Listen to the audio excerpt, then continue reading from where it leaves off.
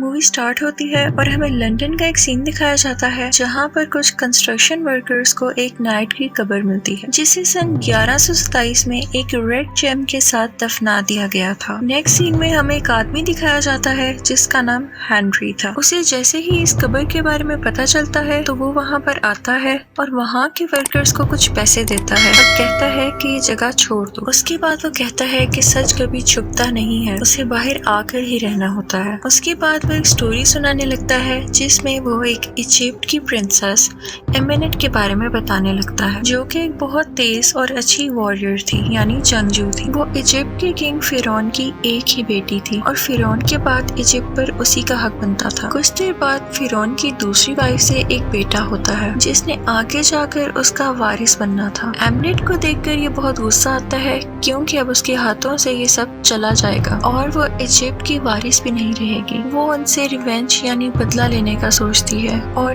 Death demon यानी मौत के शैतान से समझौता करती है यानी कंप्रोमाइज करती है कि वो इस दुनिया में उस शैतान को लेकर आएगी और खुद भी यहाँ पर रूल करेगी। उसके बाद वो अपने फादर और उसके बेटे को मार देती है। अब वो शैतान को इस दुनिया में लाने के लिए एक इंसान को चूज करती है जिसके जरिए वो उसे इस दुनिया में ला सके, लेकिन ऐसा करने से पहले ही उसे जिंदा पकड़ लिया जाता है और एक मम्मी के रूप में इजिप्ट से दूर कहीं दफना दिया जाता है जहाँ वो सालों से दफन है। सीन चेंज होता है और प्रेजेंट टाइम दिखाया जाता है जहाँ इराक में दो ऑफिसर्स निक और क्रिस टेररिस्ट पर अटैक कर रहे होते हैं। टेररिस्ट भी उन्हें मारने की लातादाद यानी काउंटलेस कोशिशें करते हैं लेकिन वो किसी तरह अपनी जान बचाकर वहाँ से भाग जाते हैं। उसके बाद वो लोग देखते हैं कि बॉम्बिंग से जहाँ वो गिरे थे वहाँ पर एक मकबरा बन गया है और जमीन के नीचे है। निक वहाँ जा ही रहा होता है कि उनका सीनियर ऑफिसर आता है और उन्हें वहाँ जाने से रोकता है। दोनों में खूब बहस होती है और तभी वहाँ पर जेनिफर यानी जेनी आ जाती है जो कि आर्कियोलॉजिस्ट है और वो निक को स्लैप करती है कि तुम हिस्ट्री के साथ क्यों खेल रहे हो। खैर फिर सीनियर ऑफिसर से इजाजत लेकर वो तीनों उस केव के अंदर जाते हैं यानी वो अंडरग्राउंड जगह जो उन्होंने डिस्कवर की थी। वो देखते हैं कि वहाँ हर तरफ भरा हुआ पारा है यानी मरकरी है जो किसी को भी उसके अंदर जाने से रोक रहा था। असल में वो कोई मकबरा नहीं था बल्कि एक लेक था जिसकी हिफाजत के लिए वहाँ पर बहुत सारे गार्ड्स थे जिनको चेन से बांधा गया था। उन लोगों के पास बहुत कम टाइम था और निक फायर करके उन चेन्स को तोड़ देता है जिसकी वजह से उस लेक में जो ताबूत था वो ऊपर आ जाता है। तब निक को वो सब देखकर कुछ विजन्स आने लगते हैं जिसमें उसे बार बार एमेनेट दिखाई देती है। इसके बाद उसके दोस्त क्रिस को एक मकड़ी काट लेती है और उसे अपनी बॉडी में बहुत अजीब से चेंजेस फील होते हैं। जैसे ही वो बाहर आते हैं और ताबूत को बाहर निकालते हैं तो वहाँ बहुत सारे कौवे आने लगते हैं और ये काफी अजीब बात थी। जैसे ही वो प्लेन से उस ताबूत को लेकर जा रहे होते हैं तो क्रिस जिसको मकड़ी ने काटा था वो अजीब बिहेव करने लगता है। उसकी आंखें फिर जाती हैं और वो ताबूत को खोलने की कोशिश करता है और जब उसे रोकने की कोशिश की जाती है तो वो सबको मारने लगता है। वो सीनियर ऑफिसर को भी कई बार स्टैब करता है और जब वो जेनी को मारने के लिए आगे बढ़ता है तो निक गुस्से से उस पर शूट कर देता है। इसी दौरान कुछ कौवे उस प्लेन पर हमला कर देते हैं और शीशा तोड़ते हुए अंदर आ जाते हैं। निक जेनी को पैराशूट पहनाकर उस प्लेन से नीचे भेज देता है और जबकि कुछ देर बाद वो प्लेन सारा का सारा क्रैश हो जाता है और सब के सब मारे जाते हैं। और उसके बाद मॉर्ग में जब सब लाशें पड़ी होती हैं यानी सब डेड बॉडीज वहाँ होती हैं तो उसमें से निक एकदम जिंदा हो जाता है। जैसे ही वो सेंसेस में आता है तो उसके सामने उसका मरा हुआ दोस्त आ जाता है। वो उसे बताता है कि एमेनेट तुम्हें यूज कर रही है और तुम्हारे जरिए वो मौत के शैतान को इस दुनिया में लाना चाहती है। सीन चेंज होता है और हमें दिखाया जाता है कि एमेनेट ताबूत से बाहर आ चुकी है और वहाँ पर सब लोगों को मारकर खुद को ताकतवर और पावरफुल कर रही होती है ताकि वो पहले जैसी बन सके। उसके बाद निक जेनी से मिलता है। वो उससे पूछती है कि प्लेन क्रैश होने के बाद तुम जिंदा कैसे बच गए, इवन उसकी बॉडी पर कोई निशान भी नहीं है। वो उसे फर्दर बताती है कि वो एक आर्कियोलॉजिस्ट ग्रुप के लिए काम करती है जहाँ उसे पता चला था कि किसी प्रिंसेस के नाम को हिस्ट्री से हटा दिया गया था और अब वो किसी खंजर को ढूंढ रहे हैं जो शैतान का है और उस पर एक रेड जेम भी लगा हुआ है। यहाँ पर बताया जाता है कि वो खंजर और रेड जेम उस शैतान को ताकत देते हैं। ये सब उसी नाइट की किताब में से मिला था जिसको दफना दिया गया था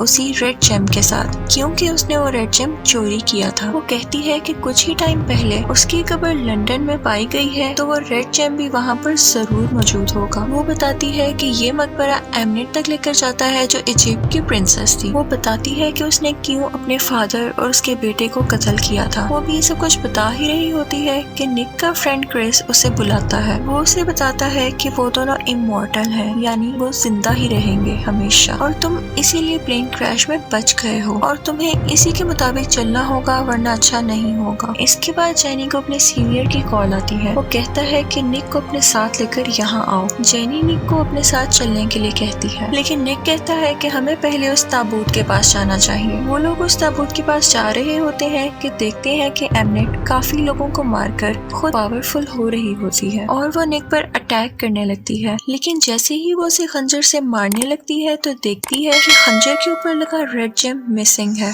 वो ये देखकर परेशान हो जाती है। साथ ही वो जेनी को नोटिस करती है और उसका पीछा करने लगती है। निक जैसे तैसे करके जेनी को बचाकर बाहर ले आता है और एक ट्रक में चला जाता है। लेकिन यहाँ फिर से हमें एमनेट दिखाई देती है और निक उस ट्रक को एमनेट की तरफ मोड़ लेता है, क्योंकि एमनेट ने निक को पोजेस किया हुआ था, यानी अपने काबू में किया हुआ था। ओवर स्पीडिंग की वजह से वो ट्रक उल्ट जाता है और एमनेट जेनी को मारने ही वाली होती है कि तभी वहाँ आर्कियोलॉजिस्ट ग्रुप के लोग एमनेट को पकड़ लेते हैं और उन तीनों को अपने साथ हेडक्वार्टर ले आते हैं। और तब हमें पता चलता है कि जेनी का बॉस और कोई नहीं बल्कि हेनरी है। वो उन्हें बताता है कि वो खुद भी एक मॉन्स्टर है और जब उसके साथ ऐसा होता है तो उसे खुद को कंट्रोल करने के लिए एक इंजेक्शन लगाना पड़ता है। उसके बाद वो उन लोगों को उस जगह पर लेकर जाता है जहाँ पर एमनेट को रखा गया था। वो उसकी बॉडी पर कुछ एक्सपेरिमेंट्स कर रहा था और फिर दिखाया जाता है कि उस डिस्कवर हुए हुए मकबरे में वो रेड जेम मिल जाता है। जेनी अपने बॉस से पूछती है कि क्या वो निक को भी मार देगा। तब पता चलता है कि वो भी उस शैतान को इस दुनिया में लाना चाहता है और वो निक की बॉडी का इस्तेमाल करेगा। उसके बाद उसकी बॉडी को बुरी तरह चीर फाड़ कर उसकी बॉडी को चेक करेंगे, क्योंकि निक ने उस शैतान को एक्टिवेट कर दिया था कई हजारों साल बाद और अब एमनेट ने उसे ही चूज किया है उस शैतान को इस दुनिया में बुलाने के लिए। इसीलिए वो लोग निक को मारना चाहते हैं। दूसरी तरफ एमनेट एक कीड़े की मदद से उनके एक आदमी को अपने काबू में कर लेती है और खुद को आजाद करवा लेती है। उसके बाद निक को हेनरी की ये बातें सुनकर बहुत गुस्सा आता है और वो हेनरी से उसका इंजेक्शन छीन लेता है। कुछ देर बाद हेनरी एक मॉन्स्टर में बदलने लगता है।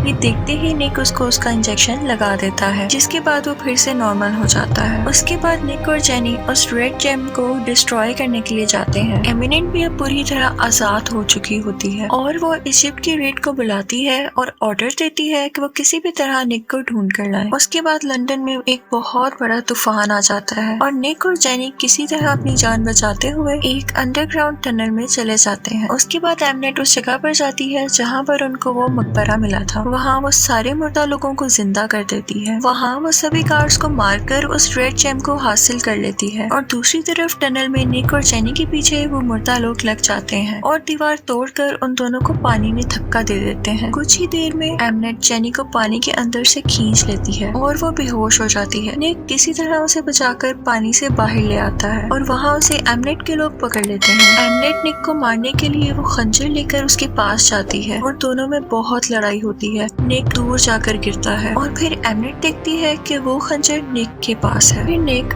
उस जेम को तोड़ने ही वाला होता है तो एमनेट उसे रोक देती है और रिक्वेस्ट करती है कि ऐसा मत करो, इसकी वजह से तुम हमेशा जिंदा रहने वाले गॉड बन सकते हो और तुम्हारे पास दुनिया की हर ताकत होगी और तुम दुनिया पर रूल करोगे, इसलिए ये तुम मुझे दे दो। निक अचानक से उस खंजर से अपने आप को मार लेता है और एमनेट परेशान हो जाती है और फिर निक के अंदर उस डेथ डीमन यानी मौत के शैतान की सारी क्वालिटीज आ जाती हैं और पावर्स भी आ जाती हैं और वो निक पर अपना कब्जा कर लेता है। लेकिन जैसे ही निक की नजर जेनी पर पड़ती है उसे कुछ मेमोरीज आने लगती हैं और वो फिर से खुद पर अपना कंट्रोल पा लेता है और वो फिर खुद पे कंट्रोल करके एमिनेट को मार देता है और जेनी को ठीक करने में कामयाब हो जाता है और जेनी होश में आ जाती है। सीन चेंज होता है और दिखाते हैं कि अब वो इजिप्ट चला गया है और उसने अपने मरे हुए दोस्त क्रिस को भी फिर से जिंदा कर दिया है और अब वो नए रास्ते की तलाश में था। इसी के साथ मूवी खत्म हो जाती है। I hope you liked it.